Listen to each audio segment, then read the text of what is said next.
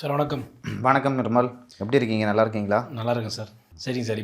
இப்போ பார்க்க போகிறது வந்து நீலகிரி, ஈரோடு, நாமக்கல் இந்த தொகுதிகளை பற்றி நம்ம பார்க்க போகிறோம் சார். ரொம்ப முக்கியமான தொகுதிகள், நிறைய இன்ட்ரெஸ்டிங்கான விஷயங்கள்லாம் உள்ளே காத்துட்ருக்கு. உதகமண்டலம். உதகமண்டலம் அதாவது நீலகிரி. நீலகிரியிலேருந்து முதல்ல உதகமண்டலம், ஊட்டி.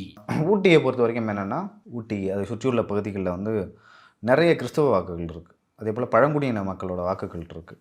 ஸோ அங்கே வந்து 2 முறையுமே வந்து கணேஷ் என்பவர் வந்து வெற்றி பெற்றிருக்காரு. இந்த முறை வந்து ராமச்சந்திரம் என்பவருக்கு வந்து காங்கிரஸ் சார்பாக வந்து சீட்டு கொடுக்கப்பட்டிருக்கு.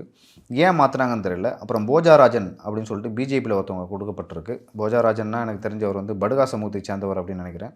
ரகுபதி பீமம் அப்படின்னு சொல்லிட்டு கொடுக்கப்பட்டிருக்கு. அவர் நாம் தமிழ் சார்பாக. இப்ராஹிம் அப்படின்னு சொல்லிட்டு டிவிகே சார்பாக ஒருத்தவங்களுக்கு கொடுக்கப்பட்டிருக்கு. என்னை பொறுத்த வரைக்கும் வந்து நீலகிரியில் வேட்பாளர் ஏன் மாற்றினாங்க அப்படின்னு சொல்லிட்டு தெரியல. சிட்டிங் எம்எல்ஏ வந்து கணேஷ் அவர்கள் இருந்தார். இப்போ ராமச்சந்திரன் அவர்களுக்கு வந்து கொடுக்குறாங்க. இது வந்து என்னால் வந்து கணிக்க முடியல. அப்படி இருந்தாலுமே வந்து பிஜேபி மற்றும் காங்கிரஸ் வந்து நேரடியாக மோதிக்கிறாங்க. அந்த இடத்துல வந்து இது வரைக்கும் 2011 தான் வந்து ஏடிஎம்கே வந்து வின் பண்ணியிருக்காங்க. இப்போ டிவிகேன்ற ஒரு புது கட்சியும் வந்திருக்கு. போஜாராஜன் வந்து படுகா சமூக வாக்குகளை வந்து மொத்தமாக பெற்றா வந்து வெற்றி பெறுவதற்கான வாய்ப்புகள் வந்து பெரிய அளவில் இருக்குது. எனக்கு தெரிஞ்ச வந்து என்டிகேவும் அந்த மாதிரி ஒரு கேண்டிடேட் தான் இறக்கியிருக்காங்க. ஆமாம், என்டிகேவும் வந்து அந்த பழங்குடியின வாக்கு தான் வந்து நம்பரை தான் வந்து இறக்கியிருக்காங்க. டிவிகே மட்டும் இஸ்லாமியர்களை இறக்கியிருக்காங்க. இஸ்லாமியர் இருக்காது, என்ன கால்குலேஷன் அப்படின்னு சொல்லிட்டு தெரியல. அவர் அந்த லோக்கலாக இருப்பார்.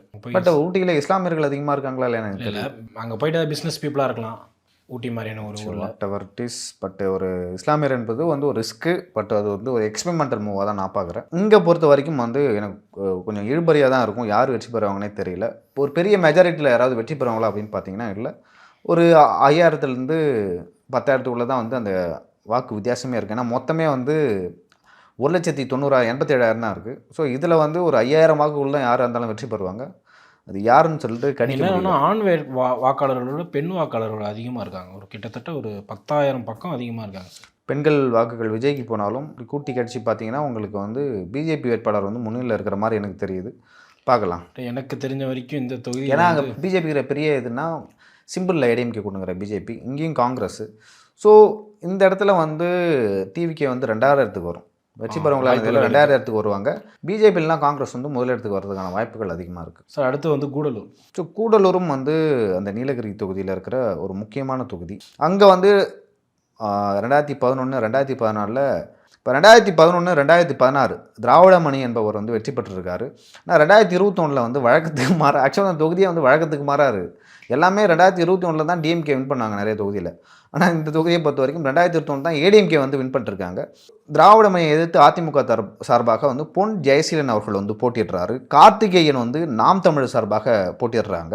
தீபக் சாய் என்பவர் தமிழக வெற்றி கழகம் சார்பாக போட்டிடுறாங்க. இங்கே வந்து ஏடிஎம்கே சிட்டிங் எம்எல்ஏ பொன் ஜெயசீலன் அவர்கள் வந்து இருக்காங்க. தொகுதியில் வந்து 1,83,000 வாக்குகள் தான் இருக்குது. இந்த வாக்குகள் வந்து எப்படி சொல்கிறது, நான் வந்து உதகமண்டலத்துக்கு என்ன சொன்னோம், ஊட்டிக்கு என்னென்னு சொன்னனோ அதே தான் வந்து இங்கேயும் கிட்டத்தட்ட வாக்கு டிஃப்ரென்ஸே, வெற்றி வாய்ப்பே வந்து ஒரு 5000க்குள்ளே தான் இருக்கும் அப்படின்னு நான் ஃபீல் பண்ணுறேன். இங்கேருந்து வாக்காளர்கள் அதிகமாக இருக்காங்க. இங்கேயும் பெண் வாக்குகள் அதிகமாக இருக்காங்க. இங்கே கணிக்க முடியல எப்படி அப்படின்னு சொல்லிட்டு கொஞ்சம் கஷ்டமாக தான் இருக்குது. சார் ஒரு காலத்தில் வந்து இந்த ஒரு ட்ரெண்ட் இருந்துச்சு இல்லை, பெண் வாக்காளர்கள்லாம் எந்த தொகுதியில் அதிகமாக இருக்காங்களோ அங்கே வந்து ஜெயலலிதா இருக்கும்போது அந்த இடத்துல அதிகமான வாக்குகளை வாங்குறதுக்கு சான்ஸ் இருந்தது. இப்போ இருக்கிற ட்ரெண்ட் சில ஜெயலலிதா அவர்கள் வந்து நிறைய திட்டங்கள் வந்து பெண் வாக்காளர்களை ஏற்கனவே கொண்டு வந்தாங்க. அது இல்லாமல் அவங்க ஒரு பெண் முதலமைச்சர்ன்ற அந்த ஒரு சென்டிமெண்ட் இருந்திருக்கும். தாலிக்கு தங்கம், தொட்டில் கொண்ட திட்டம், ஆடு கொடுத்தது, மாடு கொடுத்தது, சைக்கிள் கொடுத்தது, இது எல்லாமே வந்து பெண் வாக்காளர்கள் இருக்குது. ஏன்னா ஆண் வாக்காளர்கள் வந்து பாலிடிக்ஸ் வந்து தெரியும், ஓரளவு புரிஞ்சுப்பாங்க. பெண்களும் வந்து இல்லை, நான் அப்படி சொல்லல, புரிஞ்சுப்பாங்க. லைக் அவங்க வந்து டிசிஷன் எடுத்துருவாங்க. ஆனால் அவங்க பெண்களுக்கும் அரசியல் தெரியும். அவங்க எப்படின்னா சென்டிமெண்ட்டாக தாக்குவாங்க. அம்மா கடைசி வரைக்கும் வந்து இன்னுமே நிறைய பெண்கள் அம்மா அம்மா தான் சொல்கிறாங்க. உங்களுக்கு அரசியல் தெரியுது தெரியல, அதை தாண்டி பெண் வாக்காளர்களை வந்து சென்டிமெண்ட்டாக அடிப்பாங்க ஜெயலலிதா அவர்கள். அதனால தான் வந்து பெண் சம்மந்தப்பட்ட திட்டங்கள் வந்து நிறைய கொண்டு வந்தாங்க. இன்னொன்று, பெண்களுக்கு வந்து ஒரு மனசுக்குள்ள ஒரு ஆதங்கம் இருக்கும்ல, இதுக்கப்புறம் எந்த பெண் தலைவர் வந்து தமிழ்நாட்டுக்கு முதலமைச்சர் ஆக போகிறாங்கன்னு தெரியல. அதுக்கான வாய்ப்பும் இருக்கிற மாதிரியும் தெரியல, மிக குறைவு. அப்போ அவங்களுக்கு இன்னும் ஒரு சென்டிமெண்ட்டால இன்னும் கொஞ்சம் அவங்களுக்கு குடும்பம் இல்லை அப்படின்னு சொல்லிட்டு லைக் அவங்க போகிற மதிய உணவு திட்டம், அம்மா உணவகம், இதெல்லாம் பார்த்தீங்கன்னா வந்து ஓரளவு ஏழை எளிய மக்கள் பெண்களை வந்து கவர்ந்தது. ஸோ சென்டிமெண்டல் அரசியலை தாண்டி சென்டிமெண்டல் அடித்தாங்க. அடித்தாங்க செல்வி ஜெயலலிதா. அது ஒர்க் அவுட் ஆகிடுச்சு. ஸோ அப்படி இருக்கும்போது இப்போ அது நான் என்ன கேள்வி என்னன்னா, இப்போ அந்த பெண்கள் வாக்கு யார் கவருவா? ஏன்னா பெண்கள் அதிகமாக இருக்கிற தொகுதியாக இருக்குது இது. முன்ன தொகுதிகள்லாம் கூட ஒரு விஜய் அதுதான் சொல்கிறேன். இந்த தொகுதியை இப்போ கூடலூரை பொறுத்த வரைக்கும் பெண்கள் அதிகம், 10,000 ஓட்டு அதிகம். ஓகேங்களா? இந்த 10,000 ஓட்டு முன்னாடி வந்து டிஎம்கேக்கு போச்சுன்னு வச்சுங்களேன், போயிருந்ததுன்னு வச்சுங்க. இப்போ விஜய் வந்திருக்காரு, நிறைய பெண்கள் வந்து விஜய் பக்கம் வந்து சாஞ்சிருக்காங்க. அவங்க ரசிகர்களாக இருப்பாங்க, இல்லை அவங்க படம் வந்து பார்த்து பிடிச்சிருக்கும். குடும்பத்தில் ஒருத்தராக கூட விஜய் வந்து அவங்க பார்க்கலாம். அப்படி இருக்கும்போது தீபக் சாய்க்கு அந்த பெண்கள் ஓட்டு 10,000 போய் ஏற்கனவே எடுத்த ஓட்டே ஜெயசீலன் எடுத்தாலும் வந்து அவர் வெற்றி பெறுவதற்கான வாய்ப்பு இருக்குது. நிறைய தொகுதிகளிலிருந்து வர ரிப்போர்ட் என்ன சொல்லுதுன்னா, திமுக வாக்குகளை வந்து தமிழக வெற்றி கழகம் பெருமளவில் பிரிக்கிறது. அதிமுக சார்பாகவும் போகுது, ஆனால் அதிகமாக திமுகவிலேருந்து போகுதுன்னு சொல்லிட்டு ஒரு ரிப்போர்ட் வந்திருக்கு. இப்போ வந்து பேச ஆரம்பிக்கிறாங்க சார். திமுக சைடில் இருந்தோம் நிறைய பேர் வந்து முன்ன வந்து அவங்க நினச்சிட்டு இருந்தாங்க அதிமுக வாக்குகளை தான் பிரிக்கிறாங்கன்ட்டு. இப்போ அந்த கேண்டிடேட்ஸே என்ன சொல்கிறாங்கன்னா, நம்ம வாக்கெல்லாம் வந்து டிவி கேட்க போகுது அப்படின்ற மாதிரி ஒரு கான்செப்ட் போயிட்டுருக்கு. அடுத்து வந்து குன்னூர். ஸோ குன்னூர்லையுமே பார்த்தீங்கன்னா வந்து பெண் வாக்காளர்கள் வந்து அதிகம். ஸோ ஆண் வாக்காளர்கள் வந்து அங்கே குறைவாகவே வந்து காணப்படுறாங்க. இப்போ குன்னூரை பொறுத்த வரைக்கும் ராமச்சந்திரன் என்பவர் வந்து இருக்கார். இப்போ கேஎம் ராஜு என்பவர் வந்து கொடுத்துருக்காங்க. ஏற்கனவே சிட்டிங் எம்எல்ஏவாக இருந்த இவருக்கு வந்து கொடுக்கல. இப்போ வந்து புது ஒரு கேண்டிடேட் வந்திருக்காரு, கேஎம் ராஜுன்னு. இப்போ ராமு வந்து நிற்கிறாரு அதிமுக சார்பாக. தீனு அப்படின்னு சொல்லிட்டு நாம் தமிழ் கட்சி சார்பாக ஒருத்தவங்க நிற்கிறாங்க. தங்கராஜு அப்படின்னு சொல்லிட்டு தமிழக வெற்றி கழகம் சார்பாக ஒருத்தவங்க நிற்கிறாங்க. ஸோ நீலகிரி மாவட்டத்தை பொறுத்த வரைக்கும் வந்து கணிக்கவே முடியல யார் வெற்றி பெறுவாங்க அப்படின்னு சொல்லிட்டு. அங்கே வந்து ஒரு நிலையான பேட்டர்னே இல்லை. இப்போ நீங்கள் வந்து சென்னை எடுத்துக்கிட்டீங்கன்னா ஒரு பேட்டர்ன் இருக்கும், கோயம்புத்தூர் எடுத்தால் ஒரு பேட்டர்ன் இருக்கும், மதுரை எடுத்தாலும் ஒரு பேட்டர்ன் இருக்கும், எல்லாத்துலேயும் ஒரு பேட்டர்ன் இருக்கும். ஆனால் இங்கே அந்த நீலகிரியில் மட்டும் அந்த மாதிரியான ஒரு பேட்டர்னே இல்லை. ஒரு இடத்த வந்து காங்கிரஸ் ஜெயிக்கிறாங்க, இன்னொரு தொகுதியில் வந்து டிஎம்கே வெற்றி பெறுறாங்க, இன்னொரு இதில் வந்து அதிமுக வெற்றி பெறுறாங்க. ஸோ இது வந்து கணிக்கவே முடியல. டிவிகே வருகையால் வந்து ஒரு குழப்பமான நிலையில் தான் வந்து அந்த நீலகிரி கடும் இழுபறி தான் இருக்குது சார். இது கடும் இழுபறி தான். யார் வெற்றி பெறாங்கன்னு நம்மளால சொல்ல முடியும். சார் இப்போது இந்த நீலகிரி மாவட்டம்ன்றாங்களா சார், அந்த மாவட்டத்தோட தன்மை எப்படி சார் இருக்கும்? சரி, நீலகிரியை பொறுத்த வரைக்கும் வந்து தொழில் என்ன மாதிரி இருக்கும் அந்த மாதிரி? ஸோ நீலகிரியை பொறுத்த வரைக்கும் தொழில் எப்படி இருக்குன்னா, முழுவதும் வந்து டூரிஸ்ட்டை நம்பி தான் இருக்கிறாங்க. ரெஸ்டாரண்ட்டு, அப்புறம் வந்து உணவகங்கள், அப்புறம் தங்கும் விடுதிகள், அதே போல் அந்த ஜீப் ஓட்டுறாங்கல்ல அவங்க. ஸோ அதுக்கப்புறம் என்ன மாதிரினா அங்கே இருக்கிற பொருட்களை விளைவிச்சு ஸ்ட்ராபெரி ஆகட்டும், தேன் ஆகட்டும், சாக்லேட்டு, அந்த ஒயின் இதெல்லாம் வந்து கொடுக்குறாங்க. அங்கே இருக்கிற மக்கள், பழங்குடியின மக்கள் வந்து காடுகள் விளையும் பொருட்களை வந்து விற்பாங்க. ஸோ இதெல்லாம் தான் அங்கே இருக்கிற தொழில். முழுக்க முழுக்க வந்து அங்கே இருக்கவங்க வந்து எப்படி சொல்கிறது, ஒரு இந்த கட்சிக்கு தான் நாங்கள் வாக்களிப்போம் அப்படின்னு சொல்லிட்டு எந்த கட்சியுமே வந்து சொன்னதே இல்லை. இதுதான் எங்கள் தலைவர், எங்கள் கோட்டை அப்படின்னு சொல்லிட்டு ஒரு தலைவருமே சொல்ல. இதுவே கொங்கு மண்டலத்தில் தான் இருக்குது, அதை ஒட்டி தான் இருக்குதுன்னு வச்சிங்களேன். ஆனால் ஏடிஎம்கேவோட தாக்கமே இங்கே இல்லை. ஓகேங்களா? இதுவும் கொங்கு மண்டலம் இருக்குன்னா ஏடிஎம்கேவோட தாக்கம் அங்கே இருக்கணும். ஆனால் அந்த மாதிரியான தாக்கமே வந்து சார் அது எப்படின்னா 90% மலையிலே இருக்குமா சார்? ஆமாம், நீலகிரி ஃபுல்லாகவே வந்து மலை சார்ந்த பகுதி தான். ஸோ இங்கே பொறுத்த வரைக்கும் எனக்கு இழுபறி அப்படின்னு தான் நினைக்கிறேன். நீலகிரியை பொறுத்த வரைக்கும் இப்போவே முடிவு செய்ய முடியாது. அடுத்து வந்து நாமக்கல் மாவட்டம் சார். நாமக்கல் மாவட்டமும் வந்து ஒரு முக்கியமான மாவட்டம். முக்கியமான தொகுதிகள், பல தொகுதிகள் வந்து நாமக்கல் மாவட்டத்தில் இருக்குது. கொங்கு மண்டலத்தில் இருக்க ஒரு முக்கியமான தொகுதிகளில் நாமக்கலும் ஒன்று. இப்போது நீங்கள் எடுத்திங்கன்னா நம்ம கோயம்புத்தூர், திருப்பூர்லாம் நம்ம பார்த்தோம். ஸோ அங்கெல்லாம் வந்து அதிமுக தான் வந்து முன்னிலையில் இருந்தது. இங்கே வந்து பார்த்திங்கன்னா நிறைய ரிசர்வ் தொகுதி வந்து இருக்குது. 2 தொகுதி இருக்குது. மொத்தமாக வந்து 6 தொகுதிகள் இருக்குது. ராசிபுரம், சேந்தமங்கலம், அப்புறம் நாமக்கல், பரமத்திவேலூர், திருச்செங்கோடு, குமாரபாளையம் அப்படின்னு சொல்லிட்டு 6 தொகுதிகள் இருக்குது. ஸோ இதில் வந்து முதலாவதாக நம்ம எதை பார்க்க போகிறோம்னா ராசிபுரத்தில் வந்து மதிவேந்தன் என்பவர் வந்து இருக்கார். டாக்டர் மதிவேந்தன் தான் இப்போ வந்து சிட்டிங் எம்எல்ஏவாக இருக்கார்.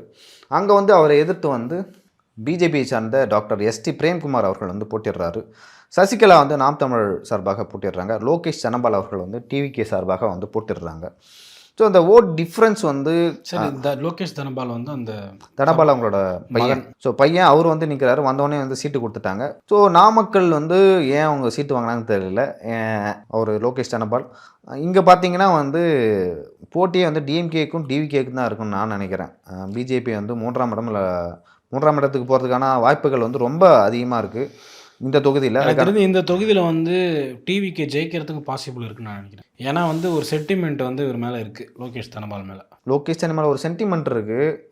ப்ளஸ் வந்து அங்கே பிஜேபி கொடுத்துருக்காங்க, டிவிகேக்கு வந்து ஓட்டு இருக்குது. அதாவது விஜயோட ஓட் ஷேர் இருக்குது. சிம்பிள் வந்து தாமரையை கொடுத்துருக்காங்க. அதை பார்த்து இது ரிசர்வ் தொகுதி.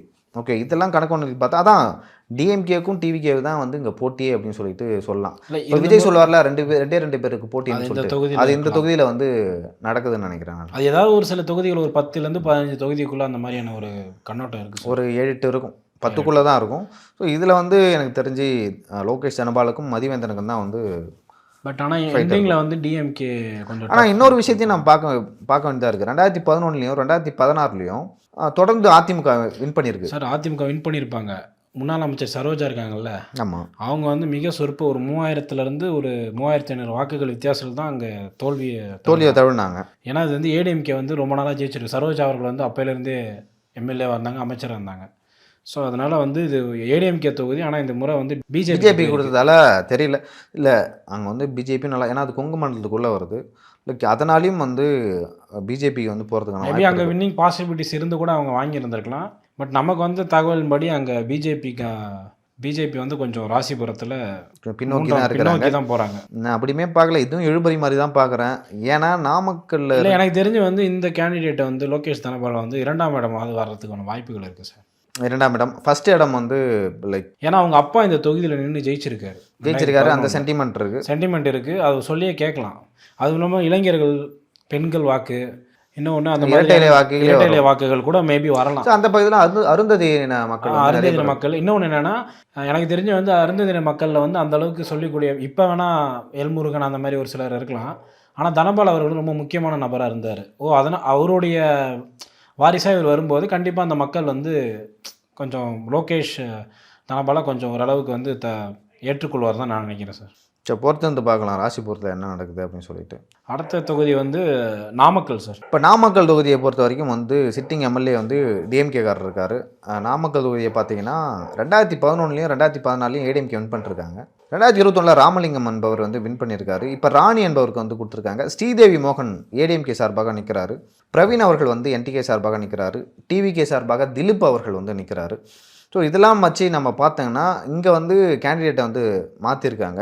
ஸோ கேண்டிடேட்டை மாற்றினாவே தெரியும் அங்கே ஏதோ ஒரு குழப்பம் இருக்குது, மாவட்ட செயலாளரோட லைக் உந்துதல் இருக்குது, இல்லை அமைச்சரோட ஏதோ ஒரு கை இருக்குது அங்கே அப்படின்னு சொல்லிட்டு நம்மளால் புரிஞ்சிக்க முடியுது.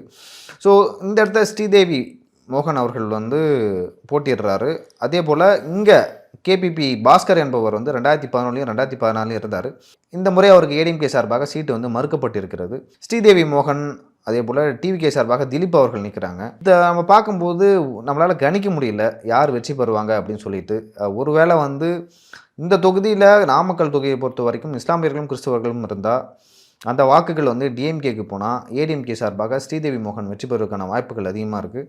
நாமக்கல் வந்து ஓரளவு நான் சின்ன வயசில் படிக்கும்போது வந்து அங்கே நிறைய ஸ்கூல் இருக்கும். நாமக்கல்லில் போய் சேர்த்தா வந்து நிறைய மதிப்பெண் எடுப்பாங்கன்னு ஒரு பேர் இருக்கும். இப்போ நீட் வந்ததுலேருந்து அது கொஞ்சம் குறைஞ்சிருச்சு. ஏன்னா அங்கே போய் சேர்த்தா நிறைய மார்க் வரும், ஸ்கோர் பண்ணால் எம்பிபிஎஸ் சீட் கிடைக்கும் அப்படின்ற ஒரு கான்செப்டில் ஏகப்பட்ட பேர் தமிழ்நாட்டில் எங்கேருந்து கன்னியாகுமரி அந்த சைடில் இருந்தெல்லாம் வந்து சேர்த்து எம்பிபிஎஸ் சீட் வாங்குவாங்க. இப்போ அந்த நடைமுறை கொஞ்சம் குறைஞ்சிருக்கு. அதெல்லாம் ரொம்ப ஃபேமஸ். ரொம்ப ஃபேமஸ். இப்போ அந்த அளவுக்கு இல்லை சார். இப்போ அப்படி இல்லை, இப்போல்லாம் கிடையாது அந்த அளவுக்கு. இருக்கு ஸ்கூல்ஸ் இருக்குது. பட் இருந்தாலும் வெளியூர்லேருந்து வந்துலாம் சேர்க்கறது இல்லை, சேர்க்குறாங்க. பட் ரொம்ப அப்போ இருந்த காலகட்டங்களில் நீங்கள் இருந்த காலகட்டங்களில் இருக்க மாதிரி இப்போ கிடையாது. சரி. இப்போ வந்து ஏன்னா இப்போ எல்லா இடத்துலையுமே ஸ்கூல்ஸ் வந்துருச்சு. இப்போ ஸ்ரீதேவி மோகன் அவர்களுக்கு வந்து ஓரளவு எட்ஜ் இருக்குது அப்படின்னு நினைக்கிறேன். அதுவுமே வந்து பெரிய அளவில் இல்லை, ஒரு 5000லேருந்து 10,000 அதுக்குள்ளே தான் வெற்றி பெறுவதற்கான வாய்ப்பு. நாமக்கல்னோட ஸ்கூல் மட்டும் தான் உங்களுக்கு ஞாபகம் வந்துச்சா? வேறு எதுவும் வராதா? முக்கியமான விஷயம் ஒன்று, முட்டை. நாமக்கல் முட்டை தான் இந்தியா ஃபுல்லாக போகுது. ஸோ நான் எப்படி பார்க்குறேன்னா, நாமக்கல் தொகுதியை பொறுத்த வரைக்கும் வந்து அது வந்து ஒரு நகர்ப்புறத்தை தாண்டி வந்து கொங்கு வேளாளர் சமூகத்தை நிறைய பேர் இருக்காங்க, வன்னியர் சமூகத்தை சேர்ந்த நிறைய பேர் இருக்காங்க, அருந்ததியினர், அதே போல் பறையர்கள், அதே போல் லைக் வன்னியர் சமூகத்தை சார்ந்தவர்களும் வந்து இருக்காங்க. நாயுடு பேசும் மக்களும் ஓரளவு இருக்காங்க நாமக்கல்லில். நாயுடு, ரெட்டியார் இந்த மாதிரியான சமூக மக்கள்லாம் இருக்காங்க. என்னை பொறுத்த வரைக்கும் வந்து ஸ்ரீதேவி மோகன் அவர்களுக்கு வந்து ஓரளவு எட்ஜ் இருக்குது அப்படின்னு நான் நினைக்கிறேன். சார், அடுத்து வந்து பரமத்தி வேலூர். ஸோ பரமத்தி வேலூரும் வந்து அடிக்கடி கேள்விப்பட்ட ஒரு தொகுதிமாவே மாதிரியே இருக்குது, என்னன்னே தெரில. பரமத்தி வேலூர் வந்து எப்படி சொல்கிறது, ஆன்டி இன்கம்பன்சி எந்த பக்கம் இருக்கோ அந்த பக்கம் வந்து மக்கள் சாய்வாங்க, அந்த மாதிரியான ஒரு தொகுதி. இப்போ வந்து சிட்டிங் எம்எல்ஏவாக இருக்கிறது வந்து சேகர் அவர்கள். இப்போ யாருக்கு சீட்டு கொடுத்துருக்காங்கன்னா சேகர் அவர்களுக்கு தான் வந்து கொடுத்துருக்காங்க. கேஎஸ் மூர்த்தி அவர்கள் வந்து நிற்கிறார் டிஎம்கே சார்பாக. அரவிந்த் அவர்கள் வந்து என்டிகே சார்பாக நிற்கிறாரு. நந்தகுமார் அவர்கள் வந்து டிவிகே சார்பாக வந்து நிற்கிறாரு. சேகர் அவர்கள் மேலே பெருசாக அதிருப்தி இல்லை. அதை தாண்டி இங்கே பெரிய ஆன்டி இன்கம்பன்சி இருக்குது. பரமத்தி வேலூரில் நந்தகுமார் நிற்கிறாரு. நந்தகுமார் எந்த அளவுக்கு வாக்குகளை வாங்க போகிறாருன்னு தெரியல. இப்போ நிறைய கருத்து கணிப்புகள்லாம் வந்து என்ன சொல்லுதுன்னா, இது வரைக்கும் வந்து திமுக வந்து ஒரு பெருமளவில் வந்து நியூட்ரலான படித்த மக்கள், நடுத்தர மக்கள், நம்ம உதயசூரியனுக்கு ஓட்டு போட்டால் நம்மளை காப்பாற்றுவாங்க அப்படின்னு ஒரு குரூப் இருந்தாங்கல்ல, அந்த குரூப் எல்லாமே வந்து இப்போ எங்கே வராங்கன்னா டிவிகேக்கு வராங்க. அப்படி தான் டேட்டா சொல்லுது, நான் சொல்லல. டேட்டாவும் அப்படி சொல்லி ரியாலிட்டியாக தான். ரியாலிட்டியாக தான். குறிப்பாக வந்து அந்த விஜய் அவர்கள் வந்து முட்டி போட்டு நடந்தார்ல சர்ச்சில், அதெல்லாம் ஒரு பெரிய தாக்கத்தை அவர் மேலே ஒரு பரிதாபத்தை. இல்லை சார், அது வந்து ஒரு வழக்கமான நடைமுறை தான் சார். ஆக்சுவலாக வேளாங்கண்ணிக்கு போனால் வந்து நம்மளாம் நடப்போம். இல்லை, அவர் கூட நடித்த ஒரு நடிகர் பேட்டி கொடுத்துருக்காரு. என்னென்னா, கடந்த 30 வருஷமாக அவர் செஞ்சிட்ருக்காரு. அவர் ஒரு படம் பண்ணும்போது அவர் மாதா கோயிலுக்கு இல்லை மற்ற கோயிலுக்கு போயிட்டு அவர் வேண்டுதல் வைக்கிறது நியாயம்தான். இப்போ அரசியலுக்கு வந்ததுனால அது தெரிய ஆரம்பிக்குது. அது வந்து என்ன சொல்கிறது, அது ஒரு அரசியல் ஸ்ட்ராட்டஜிலாம் கிடையாது, அது அவருடைய வழக்கமான முறை தான். அவருக்கு கடவுளை கும்பிட்றாரு, அவ்வளோதான். இதையும் எடுத்துகிட்டு போயிட்டு அவர் மேலே வழக்கு போடணும், இல்லை வந்து அவர் அரசியலுக்காக செய்கிறாரு அப்படின்ற மாதிரி திணிக்கிறாங்க சார் அதை. ஏன்னா எல்லா தலைவரும் கோயிலுக்கு போகிறாங்கல்ல. ஆமாம், விஜய் கோயிலுக்கு சர்ச்சுக்கு போகிறது மட்டும் பெருசாக காட்டுறாங்க. ஒரே நாளில் சர்ச்சுக்கு மசூதி கோயிலுன்னு போனார், 3 இடத்துலையுமே போனார். ஆனால் சர்ச்சை மட்டும் காட்டுறாங்க. என்ன சமூகனே தெரில. பட் அது வந்து ரொம்ப தவறான செயல் சார், ரொம்ப தவறு, மிக தவறானது. ஸோ இங்கே வந்து பார்த்தீங்கன்னா யாருக்கு எட்ஜ் இருக்குது அப்படின்னு பார்த்தீங்கன்னா, சேகர் அவர்களுக்கு வந்து எட்ஜ் இருக்குது. மூர்த்தி அவர்கள் வந்து புதிதாக நிற்கிறாரு. ஆன்டி இன்கம்பன்சி திமுகவுக்கு மிகப்பெரிய அளவில் இருக்குது. சென்னை மாதிரியான நகர்ப்புறங்களில் திமுக ஸ்ட்ராங்காக இருக்கலாம். ஆனால் நீங்கள் இன்டீரியரில் நீங்கள் வேறு சார், தலைநகரிலே நிறைய இப்போ சேனலில் வந்து ஹெட்லைனாக வைக்கிறது என்னரு, தலைநகரில் ஆட்டம் காணும் திமுக அப்படின்ற மாதிரி தான் போடுறாங்க. ஸோ சேகர் அவர்கள் வந்து இங்கே வந்து கொஞ்சம் முந்தி கொண்டு இருக்கிறாரு அப்படின்னு தான் சொல்லணும் சார். அடுத்து வந்து திருச்செங்கோடு, ரொம்ப முக்கியமான தொகுதி சார். ஆமாம், இது வந்து ஒரு ஸ்டார் கேண்டிடேட் நிற்கிறாரு. ஸ்டார் கேண்டிடேட்டு, ஒரு முன்னாள் ஒரு யூனியன் கவர்மெண்ட்டோடைய எம்ப்ளாயி, நிறைய சொல்லலாம். அவர் உச்சபட்ச எம்ப்ளாயாக இருக்கும்போதே விட்டு வந்திருக்காரு, வேலையை வந்திருக்காரு. ஏன்னா மிகப்பெரிய போஸ்ட். ஆக்சுவலாக ஒரு முக்கியமான கொங்கு ஈஸ்வரன் அவர்கள் வந்து நிற்கிறாரு இங்கே. அது வந்து முக்கியமான கேண்டிடேட் டிஎம்கேல. சந்திரசேகர் வந்து ஏடிஎம்கே சார்பாக நிற்கிறாரு. ரேவதி அவர்கள் வந்து என்டிகே சார்பாகவும், டிவிகே சார்பாக அருண்ராஜ் ஐஆர்எஸ் அவர்களும் வந்து நிற்கிறாங்க. அருண்ராஜ் ஐஆர்எஸ் வந்து தொகுதியில் ஒரு தாக்கத்தை ஏற்படுத்துவார். நல்லா ஒர்க் பண்ணிகிட்ருக்காரு. இப்போது ஒரு 6 மாதம் முன்னாடியே ஒர்க்லாம் ஆரம்பிச்சிட்டாங்க அருண்ராஜ் ஐஏஎஸ்லாம். சந்திரசேகர் வந்து ஏடிஎம்கே சார்பாக ஒர்க் பண்ணுறாங்க. ஈஸ்வரன் அவர்களும் வந்து ஒர்க் பண்ணுறாங்க. இந்த தொகுதியை பொறுத்த வரைக்கும் கொங்கு வேளாள கவுண்டர்கள், வன்னியர்கள் ஓரளவு இருக்காங்க. அதே போல் பறையர் சமூகத்தை சேர்ந்தவர் இருக்காங்க. வன்னியர் அருந்ததியரும் இருக்காங்க.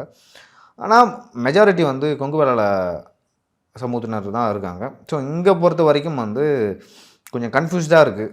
ஈஸ்வரன் அவர்கள் வந்து வெற்றி பெறுவாரா? ஏன்னா ஏற்கனவே ஒரு சிட்டிங் எம்எல்ஏவாக இருக்கார். மீண்டும் வெற்றி பெறுவாரா, இல்லை சந்திரசேகர் வெற்றி பெறுவாரா, இல்லை கேஜி அருண்ராஜ் வெற்றி பெறுவாரா அப்படின்னு சொல்லிட்டு இருக்குது. இப்போ நம்ம திருப்பூர் அதே போல் கோயம்புத்தூர்லாம் பற்றி பேசும்போது ஈஸியாக சொல்லிட்டோம், இந்த இடத்த வந்து இவர் வந்துடுவார், அவர் வந்தார்னு. பட் நாமக்கல்லில் வந்து பொறுத்த வரைக்கும் அப்படி சொல்லவே முடியல. நீலகிரியிலையும் வந்து அப்படி சொல்ல முடியல. ஸோ அந்த வேவ் வந்து எந்த பக்கம் அடிக்கும் அப்படின்னு சொல்லிட்டு நம்மளால் வந்து யூகிக்க முடியல. கிரவுண்டில் இருக்கவங்களும் வந்து அதான் சொல்கிறாங்க, ரொம்ப டைட்டாக போயிட்டுருக்கு, செம்ம ஃபைட்டு அப்படின்னு தான் சொல்கிறாங்க. பட் ஃபைட்டில் யார் வந்து ஜெயிப்பாங்க அப்படின்னு சொல்லிட்டு வெளியிலேருந்து பார்த்தா தெரியும். அது வந்து தெரிய மாட்டுக்கு நாமக்கல்னு தான் சொல்லணும் சார். அடுத்து வந்து ரொம்ப முக்கியமான தொகுதி குமாரபாளையம், முன்னாள் அமைச்சர் பி தங்கமணியோட தொகுதி சார். ஸோ குமாரபாளையமும் வந்து ரொம்ப முக்கியமான தொகுதி. ஏன் முக்கியமான தொகுதினா, இங்கே தான் வந்து அமைச்சர் தங்கமணி அவர்கள் வந்து நின்று மூணு முறை வந்து நின்று வெற்றி பெற்றிருக்காரு. 2011, 2016, 2021 அப்படின்னு சொல்லிட்டு. எஸ் பாலு வந்து டிஎம்கே சார்பாக நிற்கிறாரு. பி தங்கமணி அவர்கள் வந்து அதிமுக சார்பாக நிற்கிறாங்க. யுவராணி அவர்கள் வந்து என்டிகே சார்பாக நிற்கிறாங்க. அதே போல் விஜயலட்சுமி அவர்கள் வந்து டிவிகே சார்பாக நிற்கிறாங்க. இந்த தொகுதியை பொறுத்த வரைக்கும் ஈஸியாக சொல்லிடலாம், தங்கமணி அவர்கள் தான் வந்து வெற்றி பெறுவார்னு சொல்லிட்டு. ஏற்கனவே வந்து 1 லட்சம் வாக்குகள் வந்து 2021, 2014 எடுத்திருக்காரு. கிட்டத்தட்ட 50% வாக்குகள் எடுத்திருக்காரு தங்கமணி அவர்கள்.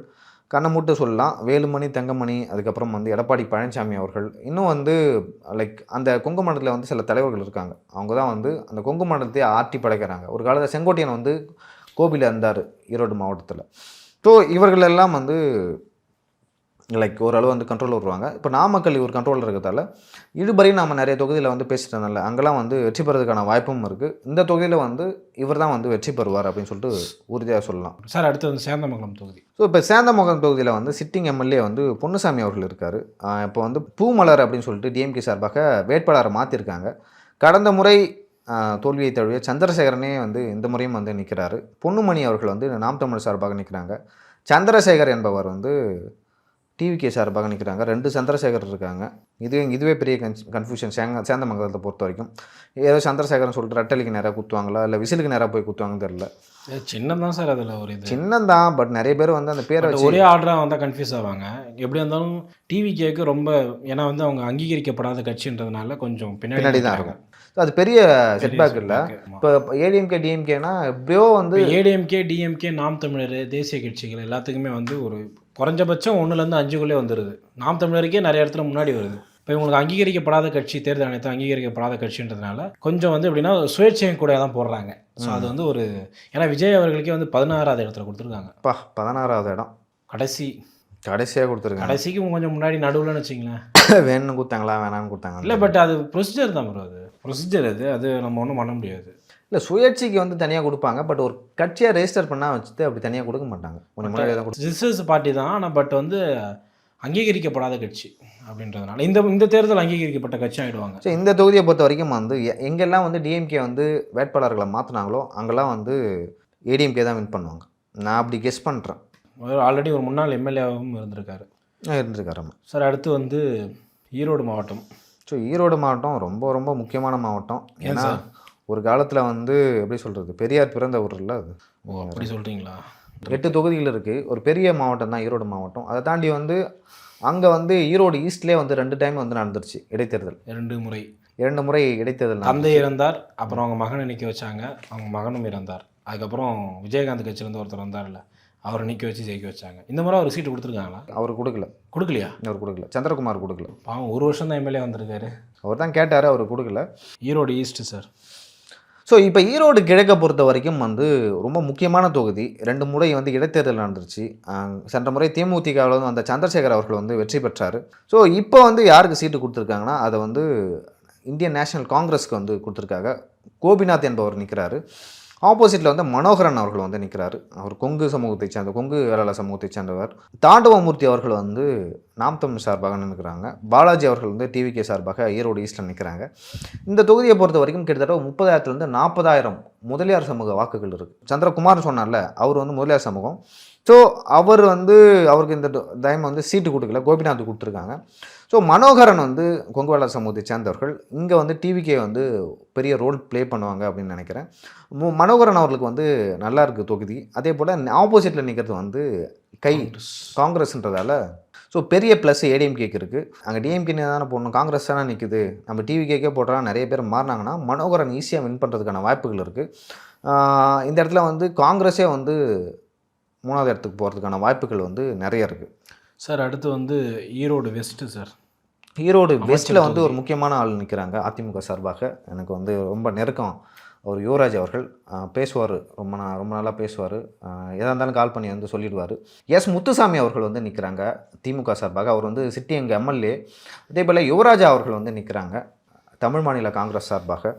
அதே போல் விஜய் அவர்கள் வந்து என்டிகே சார்பாக நிற்கிறாங்க. ஆனந்த் மோகன் அவர்கள் வந்து டிவிகே சார்பாக நிற்கிறாங்க. என்னை பொறுத்த வரைக்கும் வந்து முத்துசாமி அவர்கள் வந்து வெற்றி பெறுவதற்கு வாய்ப்பு இருக்குது. ஆனால் அதுக்கு முன்னாடி வந்து ஏடிஎம்கே சார்பாக 2 முறை வந்து கேவி ராமலிங்கம் அவர் தான் வந்து நின்று வெற்றி பெற்றார். இங்கே வந்து தாமரை நிற்கிறாங்கல்ல, அது வந்து பெரிய மைனஸ். ரெட்டர் இருந்தால் ஓரளவுக்கு ஃபைட் பண்ணியிருந்துருக்கலாம். தாமரைன்றதுனால இப்போ யுவராஜ் வந்து உறவினர், அவங்க மாமான்னு தான் பேசுவார். ஸோ அவரும் வந்து கொங்கு வேளாளர் சமூகத்தை சேர்ந்தவர். 2 பேருமே கொங்கு வேளாளர் சமூகத்தை சேர்ந்தவர்கள், ஏடிஎம்கே டிஎம்கே. அப்படி இருக்கும்பொழுது யுவராஜுக்கு வந்து ஒரு 3 சைட்லேருந்து சப்போர்ட் வருது. ஒன்று வந்து ஏடிஎம்கே சைட்லேருந்து வருது, ஒன்று வந்து தமிழ் மாநில காங்கிரஸ், இன்னொன்று வந்து பிஜேபி, இன்னொரு பக்கம் வந்து பிஎம்கேவும் அவருக்கு ஓரளவு இருக்காங்க ஓட்டாங்க. ஸோ என்னை பொறுத்த வரைக்கும் வந்து இங்கே இழுபறி அப்படின்னு தான் சொல்லுவேன். ஏன்னா இது ஒரு காலத்தில் அதிமுகவோட கோட்டையாக இருந்துச்சு ஈரோடு. முத்துசாமி அவர்கள் டைரெக்டாக நின்னார் அதிமுக. அவர் ஏடிஎம்கேல இருக்கும்போது இங்கே நின்று நிறைய நலத்திட்டங்கள் திமுகவில் இருக்கவங்க பாதி பேர் வந்து. இன்னொன்று என்னென்னா, இவர் பண்ணது என்னென்னா, இவர் போக்குவரத்துறை அமைச்சராக இருக்கும்போது மெடிக்கல் காலேஜ் கொண்டு வந்தார். அது என்ன சொல்கிறது, இந்த போக்குவரத்து துறைக்கு கீழே வர மாதிரி ஒரு மெடிக்கல் காலேஜ் கொண்டு வந்து அங்கே அந்த பசங்க வந்து படிக்கிற மாதிரி ஒரு இது கொண்டு வந்தார். நிறைய நலத்திட்டங்களை கொண்டு வந்திருக்காரு. இடையில 2009 தான் போய் திமுகவில் போய் சேர்ந்தார். அவர் இருக்கிற வரைக்கும் இது ஏடிஎம்கே கோட்டையாக தான் இருந்தது. இவருமே நீங்கள் நின்று தோல்வி அடைஞ்சிருக்காரு. ஸோ பார்க்கலாம் நம்ம வந்து இங்கே யார் வின் பண்ணுவாங்க அப்படின்னு சொல்லிட்டு. கேவி ராமலிங்கத்துக்கு இந்த முறை சீட்டு கொடுக்கலையா சார்? கொடுக்கல. அது என்ன ரீசன்னே தெரியல. எனக்கு தெரிஞ்சு வந்து எதெல்லாம் வெற்றி பெற முடியாதோ அங்கெல்லாம் அதெல்லாம் வந்து கூட்டணிக்கு தள்ளி விட்டார் எடப்பாடி பழனிசாமின்னு ஒரு இது இருக்குது. சார் அடுத்து வந்து மொடக்குறிச்சி சார். மொடக்குறிச்சி வந்து ஏடிஎம்கேவோட கோட்டை, லைக் அங்கே கொங்கு வேளாள சமுதாயத்தினர் வந்து கொங்கு வேளாள கவுண்டர் இருக்காங்களா ரொம்ப அதிகமாக இருக்காங்க. நீங்கள் வந்து புள்ளி விவரங்களோட போட பார்த்தா ஏன் சொல்கிறேன்னா 2021 அவ்வளோ பிஜேபி எதிர்ப்பாக இருந்தும் எனக்கு தெரிஞ்சு ஒரு 50-100 ஓட்டு வித்தியாசத்தில் வந்து சரஸ்வதி வந்து ஜெயிச்சாங்க அப்படின்னு நினைக்கிறேன். 300 ஓட்டு என்ன. இப்போ வந்து பிஜேபி தான் வந்து ஈஸியாக வின் பண்ணுவாங்க. ஏன்னா அங்கே எம்டிஎம்கே சார்பாக மதிமுக சார்பாக செந்தில்நாதன் நிற்கிறாரு, கிருத்திகா சிவகுமார் அவர்கள் நிற்கிறாங்க, டாக்டர் அவங்க நல்லா ஒர்க் பண்ணிகிட்ருக்காங்க. அதே போல் அருண் அவர்கள் வந்து ஒர்க் பண்ணுறாரு நாம் தமிழர் சார்பாக, சண்முகம் அவர்கள் வந்து டிவிகே சார்பாக நிற்கிறாங்க. இங்கே வந்து யாருக்கு வந்து வெற்றி வாய்ப்பு அதிகமாக இருக்குன்னா நான் பிஜேபின்னு தான் சொல்லுவேன். அவங்க கிருத்திகா சிவகுமாருக்கு தான். ஏன்னா கடந்த முறை வென்ற தொகுதி, கடந்த முறை வென்ற தொகுதி 1, திரும்பவும் பிஜேபி நிற்குது. ஓட் டிஃப்ரென்ஸ் வந்து ரொம்ப கம்மி. அங்கே ஆப்போனண்ட்டில் இருக்கிறது வந்து மதிமுக கேண்டிடேட்டு. டிவிகே வந்து அதிகபட்சமாக இவங்க டிஎம்கேவோட ஓட்டை பிரித்தா ஈஸியாக வந்து கிருத்திகா அவர்கள் வந்து வெல்வதற்கான வாய்ப்பு இருக்குது. ஸோ நம்ம வந்து இதை எப்படி வந்து கம்பேர் பண்ணோம்னா இந்த தேர்தலில் 2016 தான் கம்பேர் பண்ணணும். அந்த மார்ஜின்ன்றது வந்து விஜய் வந்து ஒரு மக்கள் நல கூட்டணியாக வச்சுங்க, பெரிய மக்கள் நல கூட்டணி, ஓகேவா? அவர் வந்து யாரோட வாக்கை வந்து பெற போகிறாரு சார்? பெருந்துறை. ஸோ பெருந்துறை வந்து ஒரு முக்கியமான தொகுதி. பெருந்துறையில் வந்து நிறைய பிரச்சனைகள் வந்துருக்கு, தொகுதியிலே வந்து நிறைய பிரச்சனைகள் இருக்குது. அங்கே வந்து சிப்காட்டில் வந்து கழிவுநீர் வந்து நிலத்தடி நீரில் கறக்குதுன்னு சொல்லிட்டு நிறைய போராட்டங்கள் தான் நடந்தது. அதே போல் பெருந்தூர் சிப்காட்டில் தான் அந்த பரிவார், அந்த ரோக்கா அப்படின்னு சொல்லிட்டு ஒரு அந்த டைல்ஸ் கம்பெனின்னு நினைக்கிறேன் அது இருக்காங்க. அதனால் வந்து நிறைய பிரச்சனை வருதுன்னு சொல்லிட்டு நிறைய பேர் வந்து கம்ப்ளைண்ட் பண்ணாங்க. தொடர்ந்து 3 முறை அங்கே வந்து அதிமுக தான் வின் பண்ணிருக்கு 3 சட்டமன்ற தொகுதிகளில். ஜெயக்குமார் அவர்லாம் கடைசி முறையாக வந்து அங்கே எம்எல்ஏவாக இருந்தார். இப்போ தோப்பு என்டி வெங்கடாச்சலம் வந்து போட்டிடுறாரு போல், அதிமுகலேருந்து திமுகவுக்கு போயிட்டார். அவருக்கு வந்து சீட்டு கொடுத்துருக்காங்க திமுகவில். லோகு அவர்கள் வந்து என்டிகே சார்பாக ஒர்க் பண்ணுறாரு. அருணாச்சலம் ரொம்ப வயதானவராக இருக்கார், விடி அருணாச்சலம். ஆனால் ஒரு யங்ஸ்டர் பார்ட்டியில் வந்து டிவிகே சார்பாக வந்து நிற்கிறாரு. ஸோ அவருக்கு வந்து சீட்டு கொடுத்துருக்காங்க. யங்ஸ்டர் பார்ட்டின்னு சொல்லிட்டு யாரெல்லாம் நிற்க சார்? அது அப்படின்னு இல்லை சார், எங்கெங்கே யாருக்கு வாய்ப்புகள் இருக்கோ அங்கங்கே கொடுப்பாங்க சார். இல்லை இப்போ நான் விஜய் ரசிகர் மன்றத்தில் இத்தனை வருஷம் இருக்குன்னு வச்சுங்க, எனக்கு ஏன் சீட்டு கொடுக்கல சார்? விஜய் ரசிகர் மன்றம் மட்டும்தான் கட்சியா சார்? எல்லாருக்குமே ஆன கட்சி சார் அது. விஜய் ரசிகர் மன்றத்தில் இருக்கவங்க மட்டும்தான் கட்சியில் இருக்கணும், ஏதாவது வரைமுறை இருக்கா சார்? யார் வேணால் கட்சியில் போய் சேரலாம். கட்சியில் யார் வேணால் சேரலாம். அப்போ நான் ரசிகர் மன்றத்திலேருந்து அது ரசிகராக இருந்து நீங்கள் கட்சிக்கு வரலாம். பட் கட்சியில் இப்போ நான் ரசிகராக இல்லை, விஜய் ரசிகராக இல்லைன்னு கூட வச்சிங்களேன், வச்சுக்கல. நான் ஒரு வேளை கட்சி ஆரம்பிக்கும் போது எனக்கு திமுகவும் பிடிக்கல, அதிமுகவும் பிடிக்கல, எந்த கட்சியுமே பிடிக்கல, நான் ஒரு கட்சியில் போய் சேரணும்னு ஆசைப்பட்றேன், ஒரு புதிய கட்சியில் போய் சேரலாம். இப்போ என்னுடைய தகுதியை பார்த்து எனக்கு கூட சீட்டு கொடுக்கலாம். அதுதான் முறை. இப்போ ரசிகர் மன்றத்தில் இருந்தவங்களுக்கு தான் சீட்டு கொடுப்போன்னு ஏதாவது விதியில் ஏதாவது வச்சுருக்காங்களா? அப்படி இல்லைல்ல. நீங்கள் இதை வந்து விஜய் அறிக்கையோட சொல்லலாம். புரியல. இதை வந்து விஜய் அறிக்கையோட சொல்லலாம். எந்த அறிக்கை? ரசிகர் மன்றம்லாம் சீட்டு கொடுக்கணும் இல்லை, அவர் எந்த இடத்துலையுமே வந்து விஜய் வந்து அந்த இடத்துல அந்த மென்ஷன் பண்ணதே கிடையாது. ஆக்சுவலாக நீ வந்து தப்பாக சொல்கிற. நிறைய இடங்களில் வந்து ரசிகர்கள் வந்து வருத்தப்பட்டிருக்காங்க. நான் இத்தனை வருஷம் வந்து ரசிகர் மன்றத்தில் இருந்தேன், இவ்வளோ நற்பணிகள் வந்து பண்ணேன் நற்பணி மன்றத்தில், நான் சீட்டு கேட்டேன் தரல. இப்போ சங்கராபுரத்தில் வந்து டிவிகே சார்பாக யார் போட்டுடுறா? ஜெகதீஷ் பாண்டியன். அவருக்கும் வந்து டிவிகேக்கு என்ன சம்பந்தம் இருக்குது சார்? அவர் வேற ஒரு அரசியல் கட்சியிலேருந்து வந்தார். அவர்னா அவர் பாப்புலரானா? இல்லை. ஆனால் சங்கராபுரத்தில் ஏற்கனவே ஒருத்தன் வந்துருப்பான்ல. பட் அவன் ஏன் வந்து எங்கேயோ இருந்து ஒரு வேட்பாளர் அங்கே போடுறாங்க? நான் ஏன் வேலை செய்யணும்? நீங்கள் சொல்கிறது எப்படி இருக்குன்னா, ரசிகர் மன்றத்தில் இருக்கவங்க மட்டும்தான் கட்சி ஆரம்பித்தா சீட்டு. இல்லை நான் அப்படி சொல்லவே இல்லை. இங்கே ரசிகர் மன்றத்தில் இருக்கவங்களுக்கு பாதி பேர் ரசிகர் மன்றமே இல்லைன்றேன் நான். ஓகே, இருக்கலாம், தப்பு இல்லை. இப்போது நம்ம என்னென்னா, இப்போ ரசிகர் மன்றத்திலேருந்து எல்லாத்தையும் சீட்டு கொடுத்தா அவனுக்கு வந்து ஒரு நடிகர் மனப்பான்மையில் இருப்பான், ஒரு படத்தை பார்க்குற மாதிரி பார்ப்பான்றீங்க. சரி, ஒரு கற்று தேர்ந்த ஒரு வயதில் மூத்தவரை கொடுத்தாருன்னா அப்புறம் ரசிகர் மன்றத்தில் அப்புறம் என்ன தான் சார் பண்ண முடியும் அவரால்? நீங்கள் பாதிக்கு பாதி என்னாச்சும் கொடுக்கணுன்றேன் நான். பாதிக்கு பாதி கூட சார், பாதிக்கு பாதி கூட இல்லை சார். எனக்கு தெரிஞ்சு இப்போ இந்த மண்டலத்தில் தான் ஓரளவுக்கு ஒரு 50 வயசை கடந்தவங்களே வராங்க சார். அதை பார்க்கணும்ல. அதுக்கு முன்னாடி எல்லாமே யங் கேண்டிடேட்டாக தானே இருந்தாங்க. எனக்கு அப்படி தெரியல, பொறுத்து தான் பார்க்கணும். அருணாச்சலம் அவர்கள் வந்து என்ன பண்ண சார்? வர என்னுடைய சுயரூபம் வெளில தெரியுதா? அனில் வெட்டி ஊதிக்கிறான் தம்பி, அனில் தம்பி. ஸோ இங்கே பொறுத்த வரைக்கும் வந்து ஜெயக்குமாருக்கு தான் வந்து எட்ஜ் இருக்குது. சரி, ஆக்சுவலாக இங்கே அதிமுகலேருந்து திமுகவுக்கு போனாங்களா, அவங்களாம் வந்து ஒரு பெரிய ஒரு செட்பேக் இருக்குது. அது வந்து ப்ளஸ்ஸாகவும் சொல்லலாம், மைனஸாகவும் சொல்லலாம். டிவிக்கே வந்ததால் என்னை பொறுத்த வரைக்கும் நான் மைனஸாக தான் சொல்லுவோம். ஒரு பெரிய பின்னடைவாக தான் தெரியுது அவங்க இந்த வேட்பாளருக்கு. எனக்கு தெரிஞ்சு இந்த தொகுதியை பொறுத்த வரைக்கும் வந்து ஜெயக்குமார் அவர்களுக்கு தான் களம் வந்து சாதகமாக. இல்லை, கடந்த முறை என்னென்னா தோப்பு வெங்கடாச்சலம்ன்றவருக்கு வந்து சீட்டு வந்து மறுக்கப்படுது. அவர் சுயேட்சையாக நிற்கிறாரு, அழுதாரு, சுயேட்சையாக நிற்கிறாரு. இருந்துமே வந்து ரொம்ப குறைவான வாக்குகள் தான் வாங்குறாரு. ஒரு 4000-5000 வாக்குகள் தான் வாங்குறாரு. அது பெரிய இம்பாக்டாக இருந்தால் அந்த இடத்துல திமுக வருன்ற மாதிரிலாம் பேசினாங்க. ஆனால் இருந்தாலும் ஏடிஎம்கே சார்பாக நிற்கப்பட்ட ஜெயக்குமார் தான் ஜெயிக்கிறாரு. மேபி இந்த தேர்தலையும் அதே ரிஃப்ளெக்ட் ஆகும்னு நான் நம்புகிறேன் சார். இல்லை, அது 2021 என்ன நடந்தோ அதுதான் நடக்கும் இந்த தேர்தல். ஏன்னா இந்த மாதிரி தொகுதிகளில் வந்து நிறைய பேர் ஏடிஎம்கேல ஆட்கள் இருக்காங்க, ஆல்டர்னேட்டிவ்க்கு நிறைய பேர் இருக்காங்க.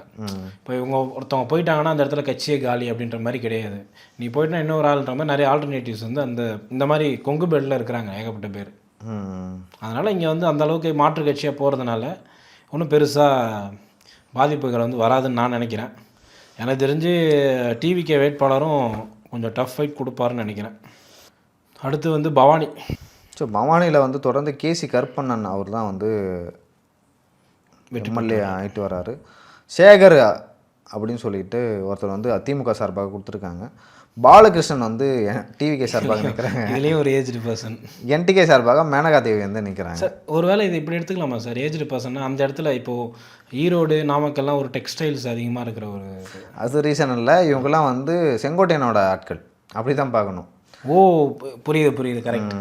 இப்போது நீங்கள் சொல்கிறது ரைட்டு தான். இப்போ செங்கோட்டையன் கூட வந்து இப்போ ஒரு ஒன்றிய செயலாளர் கூட வந்திருக்கலாம், அவர் கூட வந்தவருக்கு சீட்டு கொடுத்துருக்காங்க. அப்படிலாம் கூட்டம்லாம் வரல. யாரெல்லாம் வந்து செங்கோட்டையன் ஆதரவாளர்களோ, யாரெல்லாம் வந்து லைக் செங்கோட்டையனோட இடையில கூட ஒரு பிரச்சனை ஆச்சு சார். செங்கோட்டையன் ஆதரவாளர்கள்லாம் சீட்டு கொடுக்கல அப்படின்னு அவர் கொஞ்சம் வருத்தத்தில் இருக்கிற மாதிரி சொன்னாங்க சார். சும்மா அப்படி கிளப்பி விட வேண்டியது தான். ஆனால் கொடுத்துருக்காரு. மற்ற தொகுதியில் அவர் தொகுதியை கூட அவர் மாவட்டத்துக்கு கொடுப்பாங்க, எல்லா மாவட்டத்துக்கும் அப்படி கொடுப்பாங்க. வாங்கி கொடுத்துருக்காரு. பரவாயில்ல, யோசிச்சிருக்கீங்க. பாலகிருஷ்ணன் அவருக்கு வந்து சரியாது இப்போ தான் தெரியுது செங்கோட்டையனோட அவரோட வந்து மாயாவத்தியை வந்து காட்டிருக்காரு இதில். பட் சீனியர்ஸுக்கு கொடுக்குறது நல்லது. இல்லை செங்கோட்டையன் நம்பி கட்சிக்கு வந்திருக்காங்க, அவருடைய ஆதரவில் கூட்டு வந்திருக்காரு. ஸோ அதனால் அவரோட ஃப்ரெண்ட்ஸ் எல்லாத்தையும் கொடுத்துருக்காரு. ஃப்ரெண்ட்ஸ் அவரோட ஏன் சார் இந்த மாதிரி சொல்கிறீங்க? அவர் கேங்குன்றீங்க, ஃப்ரெண்ட்ஸுன்றீங்க, அப்படி இல்லை. இப்போ ஆல்ரெடி வந்து அவங்களுக்கு அரசியல் அனுபவம் இல்லைன்னு சொல்கிறாங்க பொதுவாக. இந்த மாதிரி ஒரு சீனியர் பர்சன்ஸ் பின்னாடி போகும்போது அவங்களுக்கு ஒரு அதுக்காக வந்து ஒரு மாவட்டத்தில் இருக்கிற எல்லா தொகையிலையும் சீனியர்ஸாக போடுவாங்களா? என்ன லாஜிக் இதுதான்? ஓகே சரி விடுங்க. நான் யோசிச்சேன்னா செங்கோட்டையன் அவர்களுக்கு விஜய்க்கு வந்து இவ்வளோ வயசில் வந்து ரசிகர்கள் இருக்காங்களா? எனக்கு தெரிஞ்சு வர எம்ஜிஆர் ரசிகராக இருப்பாங்கன்னு நினைக்கிறேன். நாங்களாம் வந்து ஒரு வயசான ஆயாலாம் சொல்கிறாங்க, நாங்களாம் வந்து எம்ஜிஆர் ரூபத்தில் விஜயை பார்க்குறோம் அப்படின்ற மாதிரி அந்த மாதிரி அவங்க பார்க்குறாங்க. ஒரு தொப்பியும் ஒரு குள்ளாமல் போட்டு விட்டால் எம்ஜிஆர் மாதிரி இருப்பார். சரி, இங்கே என்னை பொறுத்த வரைக்கும் வந்து திமுக வாக்குகள் தான் வந்து டிவிக்கு வந்து பிரிக்குது அப்படின்னு நான் பார்க்குறேன். கருப்பண்ணன் வந்து மீண்டும் வெற்றி பெறதுக்கான வாய்ப்புகள் வந்து அதிகமாக இருக்குது. ஏன்னா அவர் வந்து நல்லாவே வின் பண்ணிருக்காரு. 2021 வந்து கிட்டத்தட்ட 89,000 வாக்குகள் வந்து வாங்கியிருக்காரு. ஸோ மீண்டும் வந்து அவர் வருவதற்கு தான் வாய்ப்புகள் அதிகமாக இருக்குது. சார் அடுத்து வந்து அந்தியூர் இப்போ நீங்கள் சொல்ல மாட்டீங்க. ஸோ அந்தியூரில் வந்து விஜய் வெங்கடேஷ் வந்து நிற்கிறார் டிவிகே சார்பாக. திமுக சார்பாக சிவபாலன், ஹரிபாஸ்கர் ஏடிஎம்கே சார்பாக நிற்கிறாரு. ஆனந்தி அவர்கள் வந்து என்டிகே சார்பாக வந்து நிற்கிறாங்க. ரசிகர் மன்றம் சீட்டு கொடுத்துட்டாங்களா? ஒரே ஒரு சீட்டு கொடுத்துருக்காங்க ரசிகர் மன்றத்தில். இப்போ இங்கே யார் சிட்டிங் எம்எல்ஏனா டிஎம்கே சார்பாக ஏஜி வெங்கடாச்சலம் இருந்தார். ஆனால் சிவபாலனுக்கு வந்து மாற்றி கொடுத்துருக்காங்க. ஸோ ஏன் மாற்றுறாங்க அப்படின்னு சொல்லிட்டு எனக்கு தெரியவே இல்லை. புதியவர்களுக்கு வாய்ப்பு கொடுக்கணுமா, இல்லை வந்து இல்லை மாவட்ட செயலாளர் ஒன்று சொல்லியிருக்கணும், இல்லை அமைச்சர் ஒன்று சொல்லியிருக்கணும். ஸோ அதனால தான் மேக்ஸிமம் வந்து ஏதாவது ஒரு தொகுதியிலேருந்து ஒருத்தவங்களை காலி பண்ணிவிட்டு சிட்டிங் எம்எல்ஏ தவிர வேறு யாராவது கொடுக்கணும் அப்படின்னு சொல்லிட்டு ஆர்டர் வந்திருக்குன்னு நினைக்கிறேன் திமுகவில் வந்து. அதனாலேயே வந்து மாற்றிருக்கலாம், யாராவது ஒருத்தவங்களை வந்து கழட்டி விடுங்க அப்படின்னு சொன்னோடனே இங்கே வந்து காலி பண்ணிட்டாங்க ஏஜி வெங்கடாச்சலத்தை. இதெல்லாம் வந்து பெரிய செட்பேக்காக இருக்கும். அவங்க நல்லதுக்காக கூட பண்ணலாம், ஆனால் செட்பேக்காக இருக்கும். ஸோ இங்கே வந்து ஹரிபாஸ்கர் அவர்கள் வெற்றி பெறுவாரா, விஜய் வெங்கடேஷ் வெற்றி பெறுவாரா, சிவபாலனா, ஆனந்தி அப்படின்னு பார்த்தீங்கன்னா கொஞ்சம் குழப்பமாக தான் இருக்குது. இந்த தொகுதியே கொஞ்சம் குழப்பமான தொகுதியாக தான் இருக்குது. ஆனால் நீங்கள் முன்னாடி பார்த்தீங்கன்னா எஸ்எஸ் ரமணிதரன் அதே போல் ராஜா கிருஷ்ணன் சொல்லிட்டு 2 பேர் அதிமுக சார்பாக வெற்றி பெற்றிருக்காங்க. 2021 தான் டிஎம்கே வந்திருக்காங்க. ஸோ இங்கே வந்து அதிமுக இன்னுமே வலுவாக இருக்காங்க. ஸோ இங்கே யார் வெற்றி பெற போகிறாங்க அப்படின்னு சொல்லிட்டு நம்ம பொறுத்து தான் பார்க்கணும். நம்ம உடனே முடிவு எடுக்க முடியாது. சார் அடுத்து மிக மிக முக்கியமான தொகுதி சார், கோபிச்செட்டிப்பாளையம். கோபிச்செட்டிப்பாளையத்தில் யார்? சரி, இப்போ நீங்கள் சொன்னீங்கல்ல ஒரு சில பேர் கேண்டிடேட்ஸு, அவங்களுடைய கேங் லீடர். ஸோ இவர் தான் வந்து இங்கே ஒரு அரசியல் அனுபவமிக்க ஒரு தலைவர். செங்கோட்டையன் அவர்கள் வந்து கோபிச்செட்டிப்பாளையத்தில் நிற்கிறாரு. நல்ல சிவம் அவர்கள் வந்து திமுக சார்பாக நிற்கிறாரு. ஏடிஎம்கே சார்பாக விபி பாபு அவர்கள் நிற்கிறாரு. சீதாலட்சுமி அவர்கள் வந்து என்டிகே சார்பாக வந்து நிற்கிறாங்க. இந்த தொகுதி வந்து எல்லாருமே வந்து ஒரு குழப்பமான ஒரு மனநிலையில் தான் இருக்காங்க. ஏன்னா இது நாள் வரைக்கும் வந்து ரெட்டலிக்கு தான் போட்டாங்க. சார் இப்போது இந்த தொகுதியை பார்த்தீங்கன்னா இந்த இடத்துல வந்து ஒரு யங்ஸ்டரை வந்து ஏடிஎம்கே சார்பாக போட்டிருக்காங்க. ஆமாம். ஏன்னா என்ன காரணமாக இருக்கும் சார் ஒரு யங்ஸ்டர் போட்டிருக்கோம்? அது அவர் போடும்போதே நிறைய காரணங்கள் சொல்கிறாங்க. என்னென்னா நாங்கள் வந்து ஜீரோலேருந்து திரும்பி கோபிச்செட்டிப்பாளையத்தை நாங்கள் ஆரம்பித்து எப்படி நீங்கள் வின் பண்ணீங்களோ அந்த மாதிரி நாங்கள் ஒரு இளைஞராக இன்னைக்கு வின் பண்ணலாலும் நாளைக்கு வின் பண்ணுவோம் அப்படின்னு சொன்னாங்க. ஸோ பிரபு தான் வந்து அவங்க சூஸ் பண்ணியிருக்காங்க. அவர் வந்து ஒரு நல்ல ஆப்ஷன், நல்லா ஒர்க் பண்ணுறாரு. ஆக்சுவலாக பிரபு நான் நிறைய பேர்ட்ட கேட்டேன், ரொம்ப அலையிறாரு, நல்லா ஒர்க் பண்ணுறாரு பிரபு அவர்கள். அதே போல் அங்கே வந்து டிஎம்கேக்கு பெருசாக ஹோல்ட்லாம் இல்லை. இங்கே ஆனால் ஒரு பெரிய விஷயம் என்னென்னா ஏடிஎம்கே வாக்குகளே வந்து ரெண்டாக பிரியுது கோபிச்செட்டிப்பாளையத்தில். ஏடிஎம்கே வாக்குகள்ன்றதை விட செங்கோட்டையன் அவர்களுக்கு விழுந்த வாக்குகள், ஆதரவு வாக்குகள். ஆதரவு. ஆனால் செங்கோட்டையன் தம்பி யாராச்சும் ஒரு ஆயா ஓட்டு போட்டு வருவாங்க, அங்கே வந்தோடனே கேட்பாங்க, அம்மா யாருக்குமா ஓட்டு போட்டேன்? செங்கோட்டையன் தான் போட்டேன். எதில் போட்டேன்? ரெட்டையில் போட்டேன். அதுதான் நடக்க போகுது. ஏன்னா சின்ன வந்து ஒரு பெரிய மைனஸ் செங்கோட்டையன் அவர்களுக்கு. ஸோ இந்த முறை வந்து ஏன்னா இப்போ கேட்குறவங்களே என்ன தெரியுமா போய் கேட்பாங்க, செங்கோட்டையன் தானே ஓட்டு கேட்டு போனாங்க, ஒரு ரெட்டையில் தான் நிற்கிறாரு, இம்மானாலும் ரெட்டையில் தானே போட்டீங்க, அவங்க மூஞ்செல்லாம் தெரிய போகிறதில்ல, அப்படியே ரெட்டையில் இது அப்படின்னு போய் குத்திட்டு செங்கோட்டையனுக்கு தான் என் ஓட்டே அப்படின்னு சொல்லிட்டு போட்டு போவாங்க. ஸோ அந்த அளவுக்கு வந்து இல்லை, எனக்கு தெரிஞ்சு இந்த தொகுதியில் நிறைய காமெடி எல்லாம் வரும்னு நினைக்கிறேன். ஆமாம் ஆமாம், இது ஆக்சுவலாக எல்லாம் உறுதியாக சொல்ல முடியல யார் வின் பண்ணுவாங்க. ஏன்னா மும்முனை போட்டியாக எனக்கு தெரிஞ்சு வந்து இந்த இடத்துல வந்து எப்படி இருக்குன்னா ஏடிஎம்கேவா டிவிகேவான்னு தான் இருக்கும்னு நினைக்கிறேன் சார். ஏன்னா இது எப்படின்னா ட்ரெண்ட் எப்படி இருக்குன்னா, ஆல்ரெடி வந்து அது ரெட்டையில் சென்டிமெண்ட் இருக்க தொகுதி, இன்னொன்று இவரும் வந்து அந்த அளவுக்கு சகைச்சவர் கிடையாது. செங்கோட்டையன் ஓட்டு போகிறான்னு சொல்லிட்டு நிறைய பேர் ரெட்டையில் வந்து போடுவாங்க. எனக்கு தெரிஞ்சு இந்த தொகுதியில் வந்து டிஎம்கே மறக்கிறதுக்கு சின்ன வந்து அங்கே அந்த எலெக்ஷன் இது இருக்குல்ல, அப்போ எப்படி இருக்குன்னே தெரியாது நம்மளுக்கு. அது என்ன ஷேப்பில் இருக்குன்னு தெரியாது, அது நிறைய ஷேப்பில் இருக்குது. ஸோ அது வந்து பெரிய கன்ஃபியூஷன் ஆகும் நிறைய பேருக்கு. ஏன்னா உருளை இல்லை, எனக்குமே நான் ஓட்டு போடும்போதே நிறைய இடத்துல யோசிச்சிருக்கேன் சார், இந்த சின்னது தான் போட்டு வந்த மாதிரி இருக்கும், ஒருவேளை அதுக்கு தான் போட்டோமா இல்லை மாற்றி போட்டோமா, எனக்கே அந்த இன்னை வரைக்கும் இருக்கும். அந்த மாதிரி வந்து ரெட்டையில் வந்து இருக்குதே யூனிக்கான சிம்பிள். ஆமாம், ரெட்டையில் உதயசூரியன் இதெல்லாம் வந்து யூனிக்கான சிம்பிள். மற்ற சின்னங்கள் கூட ஓரளவு குழப்பம். இந்த சாவி பூட்டு, அப்புறம் தென்னந்தோப்புன்றாங்க, ஏணி சின்னம், முரசு, கேமரா, பானை கூட இப்போ ஓரளவுக்கு ரெகனைஸ் ஓரளவு ஆயிடுச்சு. மாம்பழமும் ஓரளவுக்கு ஆயிடுச்சு. மித்த சின்னங்க இன்னை வரைக்கும் ஒரு குழப்பங்கள் இருக்குது. அதேமாதிரி நாம் தமிழர்லேயும் நிறைய சின்ன வேறுபாடு இருக்குது. நிறைய பேர் கரும்பு விவசாயின்னு நினச்சிட்டு இருக்காங்க, கடைசியில் பார்த்தா அந்த இது ஏற்கலப்பை விவசாயி, அந்த மாதிரி நிறைய குழப்பங்கள் இருக்குது சார். அதெல்லாம் எப்படி இந்த சின்னத்துலேயும் யோசிக்கிறதுலேயே நிறைய பேருக்கு பிஹெச்டி. கரும்பு விவசாயி, ஏற்கலப்பை விவசாயி, தென்னந்தோப்பு. அந்த இடத்துல வந்து கரும்பு விவசாயம் ஒளி வாங்கி அது கடந்த தேர்தல் இப்போ வந்து டார்ச் லைட்டுமே கொடுத்துருக்காங்களாம். ஒருவேளை கமலுக்கு போகிறேன்னு சொல்லி நிறைய சுயேட்சையை கூட வாங்கிட்டு போகலாம். அவரும் திமுக கூட தான் போடுறான்னு சொல்லிட்டு போடுவாங்க. ஸோ நிறைய காமெடி நடக்க போகுது இந்த எலெக்ஷனை பொறுத்த வரைக்கும். சார் அடுத்து வந்து பவானி சாகர், அந்த ஈரோடு மாவட்டத்திலே வந்து பரப்பளவில் வந்து பெரிய தொகுதி அப்படின்னு பார்த்தீங்கன்னா பவானி சாகர் தான் ரிசர்வ் தொகுதி. நிறைய வந்து வனப்பகுதி இருக்குது அந்த இடத்துல. ஸோ இந்த தொகுதியை பொறுத்த வரைக்கும் தொடர்ந்து 2 முறை ஏடிஎம்கே வின் பண்ணியிருக்காங்க. 2011 தான் எனக்கு என்ன ஆச்சரியனே தெரில, 2011 வந்து சிபிஐ வந்து அங்கே வின் பண்ணியிருக்காங்க. ஸோ டிஎம்கே கூட்டணியில் வந்திருக்காங்க சிபிஐ. ஸோ ஏடிஎம்கே சார்பாக பன்னாரி அவர்கள் வந்து நிற்கிறாங்க. அதே போல் சௌந்தர்யா அவர்கள் என்டிகே சார்பாக நிற்கிறாங்க. தமிழ்செல்வி அவர்கள் வந்து டிவிகே சார்பாக நிற்கிறாங்க. இந்த முறை வந்து பன்னாரி அவர்கள் தான் வந்து வெற்றி பெறுவதற்கான வாய்ப்புகள் ரொம்ப அதிகமாக இருக்குது. ஏன் அதிகமாக இருக்குன்னு சொல்லிட்டு நான் சொல்கிறேன்னா, இது வந்து ரிசர்வ் தொகுதி. பிஎல் சுந்தரத்தை தாண்டி அவர் வந்து சிபிஐ அந்த கட்சியில் நிற்கிறாரு. அது வந்து அவருக்கு பெரிய மைனஸ், சின்னமும் ஒரு மைனஸ். பன்னாரி வந்து இரட்டையில நிற்கிறாரு, அது ஒரு பெரிய ப்ளஸ்ஸு. வாக்குகள் மாறும்போது இரட்டையிலைக்கு டக்குன்னு போகிறதுக்கான வாய்ப்புகள் இருக்குது. அங்கே உதயசூரியனே இல்லை, அது பெரிய மைனஸ். ரெட்டையிலையாக உதயசூரியன் கூட போடுவான், எல்லாம் ரெட்டையிலைக்கு போட்டுருவோம். அங்கே வந்து அருவாள் சுற்றி எல்லாம் வால் ஏதோ சுற்றி கதிரறிவாள். ஸோ இந்த மாதிரி சின்னங்கள் தான் கொஞ்சம் கன்ஃபியூஸ் ஆகும். ஸோ அந்த மாதிரி பேர் வந்து ஆல்மோஸ்ட் வந்து என்னது கலப்பை விவசாயியா, ஏற்கலப்பை விவசாயி, அதுவும் ஓரளவுக்கு கம்யூனிஸ்ட் சின்ன மாதிரி தான் இருக்குது. ஸோ இதெல்லாம் வந்து பெரிய மைனஸாக இருக்கும். ஸோ இதுதான் இந்த தொகுதியோட நிலவரம். ஸோ நம்ம தொடர்ந்து பேசலாம் நிர்மல். ஓகே சார், நன்றி நிர்மல்.